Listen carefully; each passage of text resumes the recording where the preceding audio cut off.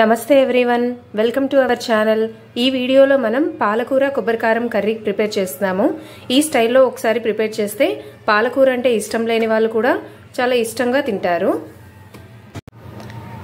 ఎప్పుడూ రొటీన్గా పాలకూరతో పప్పే కాకుండా అప్పుడప్పుడు ఈ స్టైల్లో ఒకసారి పాలకూర కొబ్బరికారం కర్రీ ప్రిపేర్ చేసి పెట్టండి.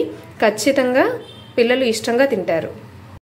ఈ టైప్ ఆఫ్ కర్రీ మీరు రైస్తో కానీ రోటీతో కానీ చపాతీ పూరి దేంతో అయినా కూడా టేస్ట్ చాలా బాగుంటుంది.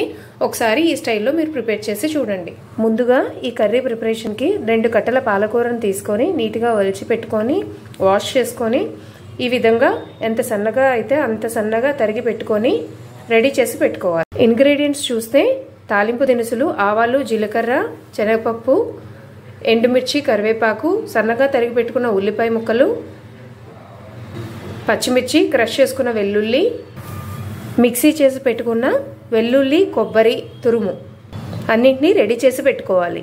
ప్రిపరేషన్కి వచ్చేస్తే కడాయిలో 2 టేబుల్ స్పూన్స్ ఆయిల్ యాడ్ చేసుకొని తాలింపు దినుసుల్ని యాడ్ చేసుకోవాలి. తాలింపు ఫ్రై అయిన తర్వాత క్రష్ చేసుకున్న వెల్లుల్లి, ఎండుమిర్చి, కరివేపాకు, ఉల్లిపాయ ముక్కలు ఒకదాని తర్వాత ఒకటి యాడ్ చేసుకొని చక్కగా ఫ్రై చేసుకోవాలి.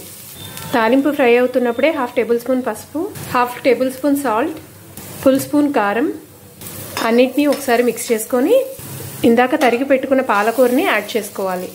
అందులోనే కట్ చేసుకున్న పచ్చిమిర్చి యాడ్ చేసుకొని అన్నిటినీ ఒకసారి మిక్స్ చేసుకోవాలి. ఈ విధంగా మిక్స్ చేసుకున్న తర్వాత పాలకూరని మగ్గనివ్వాలి. ఈ విధంగా పాలకూర 70% కుక్ అయిన తర్వాత 1/4 పచ్చి కొబ్బరికాయ తురుముని యాడ్ చేసుకుంటున్నాము. ఇవన్నీ ఒకసారి మిక్స్ చేసుకొని మళ్ళీ పాలకూరని దగ్గర పడినివ్వండి. కర్రీ ఈ కన్సిస్టెన్సీలో వచ్చిన తర్వాత ఇంకా స్టవ్ ఆఫ్ చేసుకోవచ్చు. మీరు కూడా పాలకూర కొబ్బరికారం కర్రీ ఈ స్టైల్లో ప్రిపేర్ చేసుకోండి. పాలకూర అంటే నచ్చని వాళ్ళు కూడా ఖచ్చితంగా ఇష్టంగా తింటారు. ఈ వీడియో కానీ మీకు నచ్చినట్టయితే please like and subscribe. Thank you for watching.